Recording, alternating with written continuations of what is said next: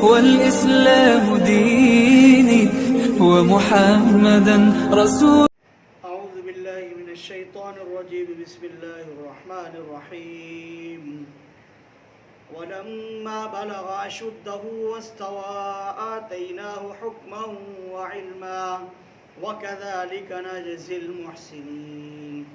ودخل المدينة على حين غفلة من أهلها فوجد فيها رجلين يقتتلان هذا من شيعته وهذا من عدوه فاستغاثه الذي من شيعته على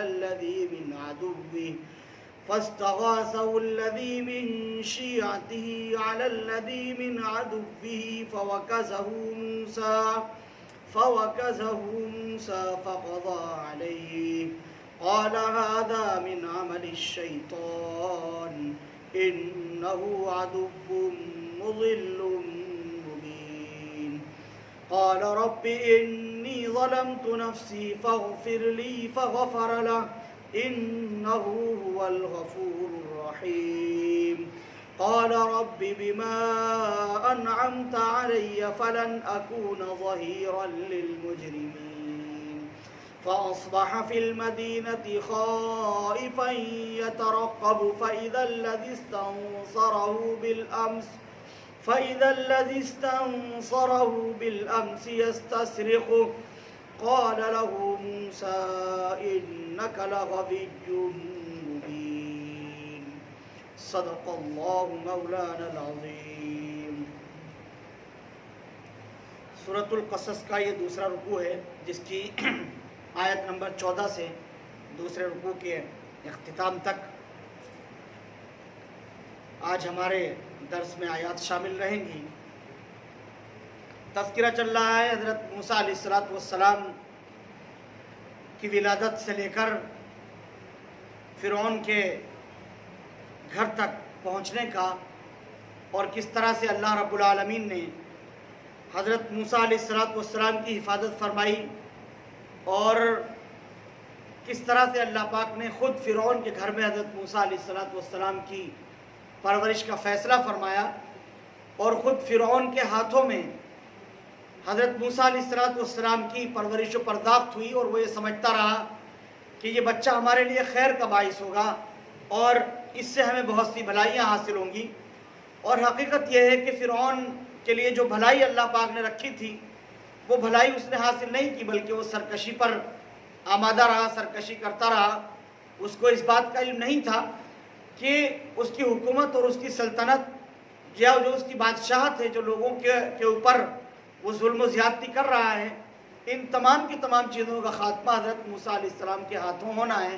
اس چیز کا اس کو علم نہیں ہے. اس طور پر اللہ پاک نے موسیٰ علیہ السلام کی پرورش کی خود فرعون کے گھر میں. اگلی آیات میں اللہ پاک نے بات ارشاد فرمائی ہے کہ موسیٰ علیہ السلام ایک خاص عمر کو جب پہنچ گئے تو ان سے ایک حادثہ ہو گیا. دو لوگ آپس میں جھگڑ رہے تھے اور ان میں سے حضرت موسیٰ علیہ السلام نے بچانے کی کوشش کی اور جو ان میں سے جس کو مظلوم سمجھ رہے تھے اس کی انہوں نے مدد کی, اس کا تعاون کیا اور ظالم کو روکنے کی کوشش کی تو وہ مر گیا. پھر اس کے بعد ایک خاص طرح کے حالات وہاں پر پیدا ہوئے مصر کی سرزمین پر. اس کو قرآن کریم نے یہاں پر ذکر کیا ہے. چنانچہ ارشاد باری تعالیٰ ہے وَلَمَّا بَلَغَ أَشُدَّهُ وَاسْتَوَى آتَيْنَاهُ حُكْمًا وَعِلْمًا. اور جب موسیٰ اپنی بھرپور توانائی کی عمر کو پہنچ گئے اور وہ پورے جوان ہو گئے تو ہم نے انہیں حکمت اور علم سے نواز دیا.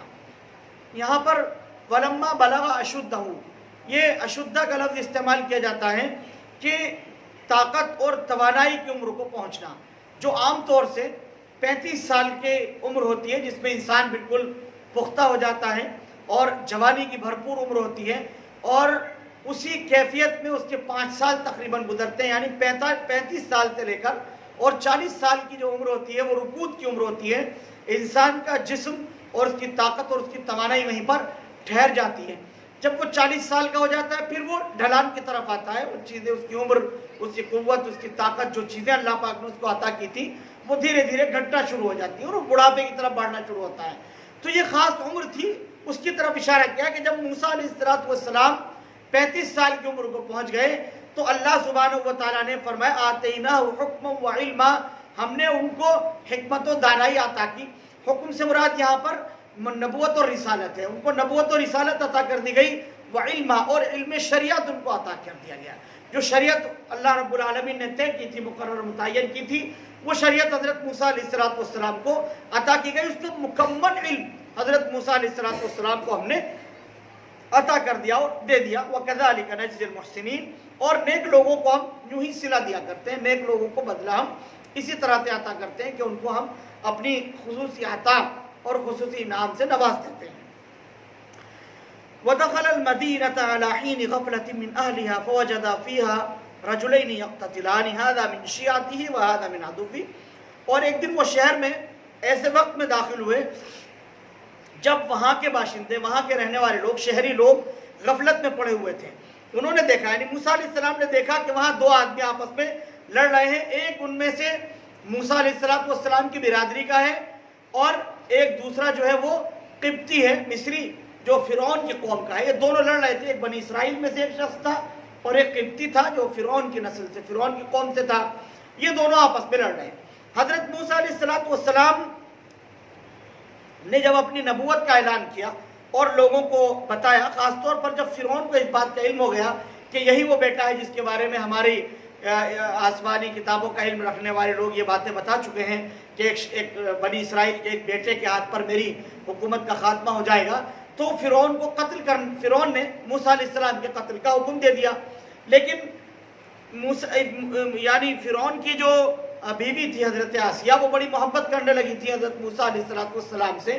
انہوں نے کہا کہ ہم نے اس کی پرورش و پرداخت کی ہے، ہم اس کو قتل نہیں کریں گے۔ تو خاموشی سے حضرت موسیٰ علیہ السلام مصر چھوڑ کر کہیں باہر چلے گئے، مصر میں نہیں تھے بلکہ باہر چلے گئے۔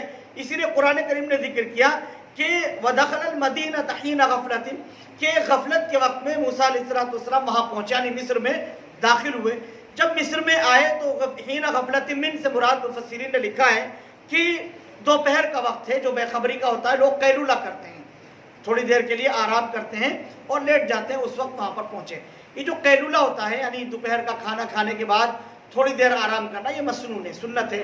اللہ کے نبی حضرت محمد رسول اللہ صلی اللہ علیہ وسلم کا بھی معمول مبارک رہا ہے کہ دوپہر کے کھانے کے بعد کچھ دیر جو ہے وہ آرام فرمایا کرتے تھے، قیلولہ کیا کرتے تھے۔ تو عام طور سے وہاں مزاج تھا سبھی لوگوں کا، تو سب لوگ لیٹے ہوئے تھے، آرام کر رہے تھے یا سوئے ہوئے تھے۔ اس غفلت کے عالم میں موسیٰ علیہ السلام وہاں آئے۔ معلوم یہ ہوتا ہے کہ کبھی کبھی مصر تشریف لایا کرتے تھے دیکھنے کے لیے، حالات کا جائزہ لینے کے لیے، اپنی قوم کے لوگوں سے ملنے کے لیے موسیٰ علیہ السلام کبھی کبھی وہاں آیا کرتے تھے۔ ایک دن وہاں پہنچے تو دو لوگوں کو جھگڑتے ہوئے پایا، ایک قبطی تھا اور ایک موسیٰ علیہ السلام کی قوم کا شخص بنی اسرائیل تھا، دونوں لڑ رہے تھے۔ فَاسْتَغَاثَهُ الَّذِي مِنْ شِيعَتِهِ عَلَى الَّذِي مِنْ عَدُوِّهِ فَوَكَذَهُ مُوسَىٰ فَقَضَىٰ عَلَيْهِ۔ تو ہوا یہ کہ جو شخص حضرت موسیٰ علیہ السلام کی برادری کا تھا، اس نے مدد طلب کی دشمن، یعنی دشمن قوم کا جو شخص تھا اس سے، کہ میری جان بچاؤ اس سے کہ مجھے ہلاک کرنا چاہتا ہے، مجھے مار دینا چاہتا ہے۔ تو اس کے مقابلے میں موسیٰ علیہ السلام کی قوم کے آدمی نے مدد کو پکارا کہ آ کر کے آپ میری مدد کیجیے۔ چونکہ پہلے سے بنی اسرائیل مظلوم تھے، ان کے اوپر ظلم ہو رہا تھا، فرعون کی پوری قوم ظلم و زیادتی کیا کرتی تھی، تو موسیٰ علیہ السلام نے عذرائے ہمدردی وہاں تشریف لے گئے اور اس کو بچانے کی کوشش کی۔ اس پر موسیٰ علیہ السلام نے بچاتے ہوئے اس کو ایک مکہ مارا، فقضا علیہ، جس سے اس کا کام تمام ہو گیا، وہ آدمی مر گیا۔ فقضا علیہ استعمال کرتے ہیں عربی زبان میں کہ کسی کام کا بالکل خاتمہ کر دینا، اس کی انتہا کو پہنچا دینا۔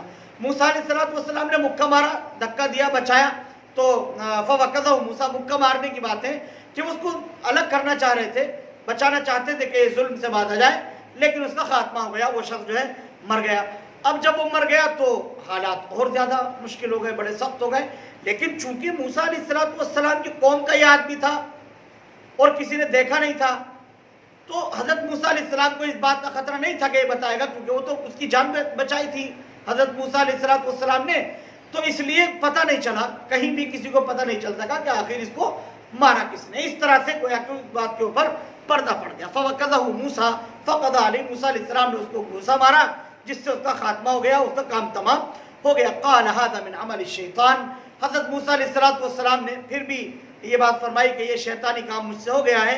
إِنَّهُ عَدُوٌّ مُضِلٌّ مُبِينٌ، حقیقت یہ ہے کہ وہ ایک کھلا دشمن ہے جو غلط راستے پر ڈال دیتا ہے۔ یہ موسیٰ علیہ السلام نے جو ہے اس کے بارے میں گمان کیا اور خیال کیا، اور پھر ارشاد فرمایا قال رب انی ظلمت نفسی فاغفر لی فغفر له، کہ کہنے لگے میرے پروردگار میں نے اپنی جان پر ظلم کر لیا ہے، آپ مجھے معاف فرما دیجئے۔ حالانکہ حضرت موسیٰ علیہ السلام کا ارادہ یہ تھا کہ اس اسرائیلی کو وہ ظلم سے بچا لیں، قتل کرنا مقصد نہیں تھا کہ میں اس کو ماروں گا، لیکن اس مکے سے وہ آدمی مر گیا۔ تو موسیٰ علیہ السلام سمجھ رہے ہیں کہ بہرحال یہ عمل اگرچہ مجھ سے خطا ہوا لیکن پھر بھی مجھ سے نہیں ہونا چاہیے تھا، جو مقام نبوت و رسالت ہے اس کے خلاف عمل ہو گیا۔ اپنے آپ کو مجرم سمجھا حضرت موسیٰ علیہ السلام نے کہ غلطی ہو گئی، اور دعا کے بار الہ مجھ سے غلطی ہو گئی، اے اللہ مجھ سے بڑی خطا ہو گئی، یہ آدمی کو قتل نہیں بھی کرنا چاہتا تھا لیکن مجھ سے خطا ہو گئی، فاغفر لی، اے اللہ آپ مجھے معاف فرما دیجئے، میری مغفرت کر دیجئے، مجھے میں مغفرت کا طلبگار ہوں، آپ مجھے معاف فرما دیجئے۔ فغفر لہ، اللہ پاک نے موسیٰ علیہ السلام کو معاف فرما دیا، مغفرت دی۔ حضرت موسیٰ علیہ السلام کا جرم نہیں تھا لیکن اللہ پاک نے مغفرت عطا فرمائی۔ انہ هو الغفور الرحیم، بے شک اللہ سبحانہ و تعالی بڑا بخشنے والا اور بڑا رحم کرنے والا ہے۔ قال رب بما انعمت علی فلن اکون ظہیرا للمجرمین، پھر موسیٰ علیہ السلام نے کہا کہ میرے پروردگار آپ نے جو کچھ بھی مجھ پر انعام کیا ہے تو میں آئندہ کبھی مجرموں کا مددگار نہیں بنوں گا، عہد کر لیا۔ یہ مجرم تھا، اس کے جرم کا پتہ اگلے دن چلا حضرت موسیٰ علیہ السلام کو، اگلے دن یعنی بعد میں حضرت موسیٰ علیہ السلام کو پتہ چلا کہ یہ مجرم تھا، اگرچہ مظلوم تھا لیکن جرم میں شریک تھا، یہ جان بوجھ کر کے اس سے لڑ رہا تھا اور یہ غلطی پر تھا، یہ اس کے ذہن کے اندر بھی جو ہے وہ غلط بات چل رہی تھی، میری طرف سے اس کی مدد ہو گئی، جو غلطی ہوئی ہے دعا کی کہ اللہ آج کے بعد میں کسی مجرم کی اس طرح سے مدد نہیں کروں گا، میں ان کا مددگار نہیں بنوں گا۔ فاصبح فی المدینۃ خائفا یترقب فاذا الذی استنصره بالامس یستصرخه قال له موسیٰ انک لغوی مبین، پھر صبح کے وقت وہ شہر میں ڈرتے ڈرتے حالات کا جائزہ لینے کے لیے پھر آئے کہ دیکھو کسی کو پتہ تو نہیں چل گیا کہ میں نے اسے مارا ہے، کہیں کسی کو علم تو نہیں ہو گیا کہ میرے ذریعے سے قتل ہوا ہے۔ حالات کا جائزہ لینے کے لیے وہاں پہنچے، اتنے میں دیکھا یہ کہ وہ شخص جس نے کل مدد مانگی تھی حضرت موسیٰ علیہ السلام سے، وہ پھر ایک نئے آدمی سے لڑ رہا ہے اور پھر موسیٰ علیہ السلام سے مدد کا طلبگار ہے، موسیٰ علیہ السلام سے مدد طلب کر رہا ہے اور آواز دے رہا ہے کہ موسیٰ آ کر کے آپ میری مدد کر دیجئے۔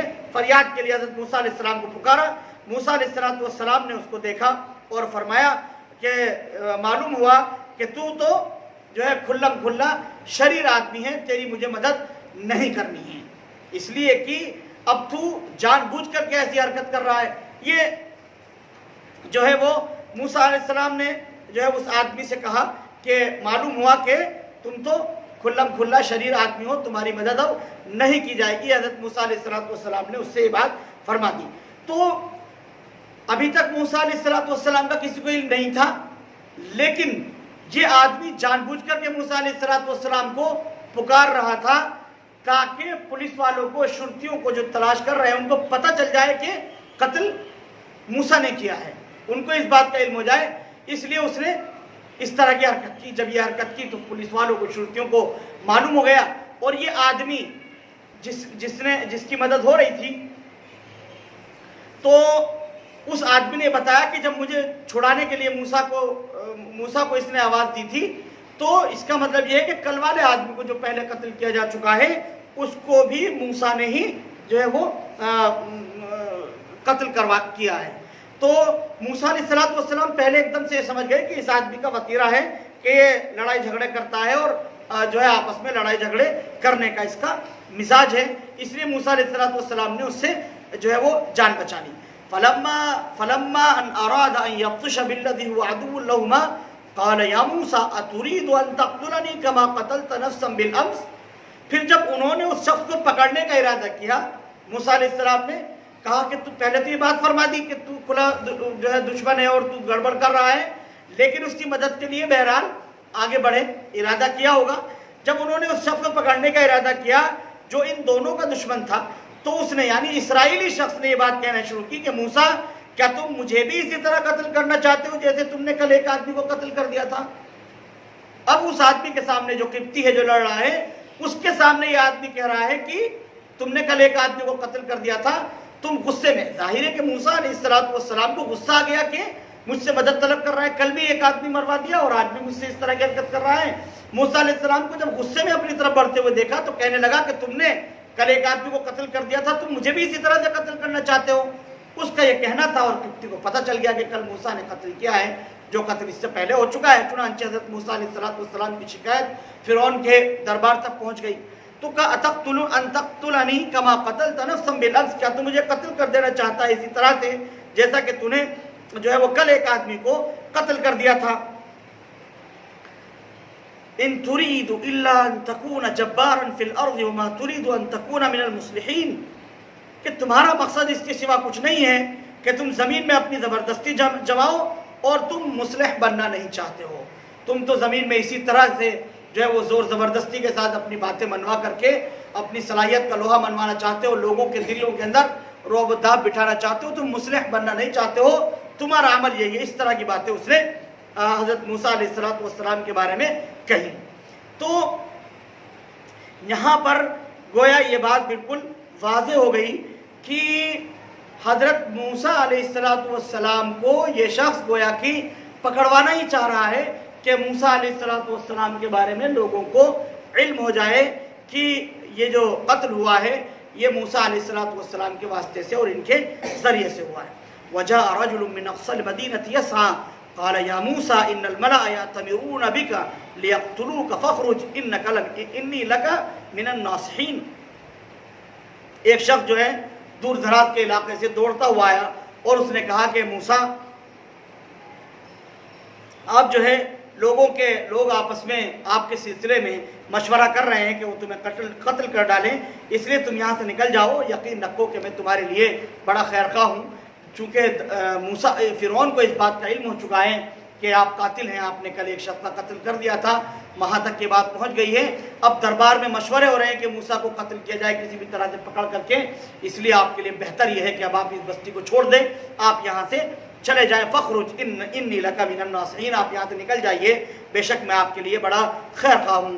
فخرج منها خائفا يترقب قال رب نجنی من القوم الظالمین۔ چنانچہ موسیٰ علیہ السلام ڈرتے ڈرتے جو ہے وہ حالات کا جائزہ لیتے شہر سے باہر نکلتے ہوئے چلے گئے، دیکھتے ہوئے کہ کہیں فرعون کے آدمی تو نہیں کھڑے ہیں، کہیں پولیس تو نہیں ہے۔ دھیرے دھیرے دیکھتے دیکھتے جہاں حالات لگے وہاں سے موسیٰ علیہ السلام نکلتے رہے اور مصر سے باہر چلے گئے، اور پھر کہنے لگے میرے پروردگار مجھے ظالم لوگوں سے آپ بچا لیجئے۔ دعا کی اللہ کے حضور کہ اللہ قتل تو میں نے جان بوجھ کر کے نہیں کیا تھا، لیکن قتل ہو گیا ہے، یہ ظالم لوگ پہلے ہی سے میری جان کے دشمن بنے ہوئے ہیں، مجھے قتل کر دینا چاہتے ہیں، اے اللہ آپ میری مدد فرما دیجئے، اس ظالم قوم سے آپ مجھے محفوظ کر لیجئے، مجھے اس سے بچا لیجئے۔ قال رب نجنی من القوم الظالمین، اور عرض کی اے میرے رب مجھے نجات عطا فرما دیجئے اس ظالم قوم سے۔ تو اللہ سبحانہ و تعالیٰ نے حضرت موسیٰ علیہ السلام کی اس دعا کو قبول فرمایا۔ چنانچہ فرعون اور اس کا جو لشکر تھا، اس کی جو پولیس تھی، اس سے محفوظ صورت میں حضرت موسیٰ علیہ السلام یہاں سے باہر چلے گئے اور دوسرے علاقے میں، مدین کے علاقے میں تشریف لے گئے۔ وہاں کے حالات ہیں اس کو بھی قرآن کریم میں اس موقع پر جگہ دی گئی ہے۔ اگلی آیات میں انشاءاللہ وہ تذکرہ ہمارے سامنے آئے گا، آیت نمبر 21 تک دوسرا رکوع یہاں پر مکمل ہوا۔ Thank you for watching Mufti Ashik Phulati.